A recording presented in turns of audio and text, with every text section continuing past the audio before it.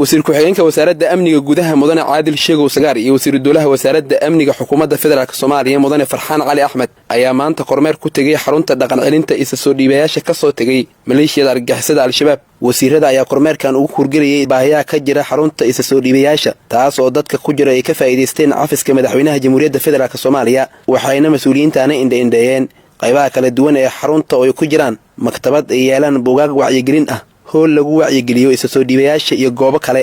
wasiir ku-xigeenka amniga caadil sheegow sagaar iyo wasiiru dowlaha amniga gudaha Farxaan Cali Axmed ayaa warbixino ku saabsan baahiyaha ka jira xarunta iyo qorshayaasha ay leeyihiin ka dhageystay agaasinka iyo saraakiisha xarunta. wasiiru dowlaha amniga gudaha mudane Farxaan Cali Axmed oo kormeerka kadib la hadlay warbaahinta qaranka ayaa sheegay inay ka jawaabi doonaan baahiyaha jira wuxuuna sidoo kale tilmaamay inay xarumo dhaqan celin ah ka furi doonaan dowlad goboleedyada aan lahayn xarumaha dhaqan celinta.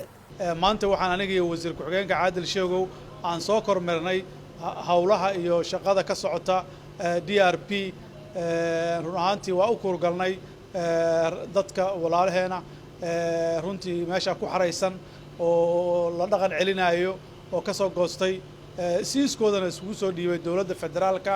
run ahaantii waxaan soo aragnay raashinkooda si ay cunayaan waxaan raashinka loo kariyaa waa aragnay raashin aad u fiican ayaa loo kariyaa meesha.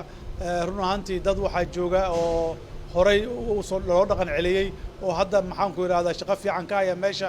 waxaan tagnay qaybta caafimaadka runtii dhaqaatiir iyo kalkaaliyayaal iyo maxaan ku yiraahdaa laboratoriyaal shaqadooda gudanaya oo dadka aad caafimaadkooda u daryeelaya ayaa jooga.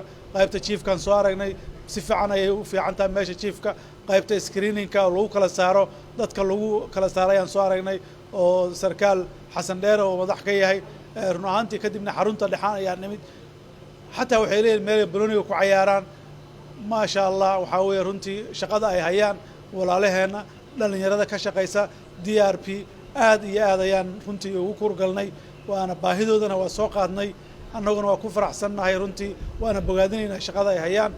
runtii waxaa ma hadda iskale madaxweynaha dowladda federaalka Soomaaliya Maxamed Cabdullaahi Farmaajo oo runtii amnesty ama cafis u fidiyay walaalaha dadka Soomaaliyeed ee la marin habaabiyay kuwaasoo si tartiiba u soo xaroonaya gabdhaha iyo wiilalba.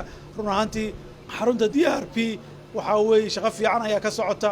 run ahaantii Baydhabo ayay ka howlgalaan Kismaayo ayay ka howlgalaan galmudugna hadda ayay bilaabayaan Puntlandna waa ka howlgalayaan iyo Hirshabeelle.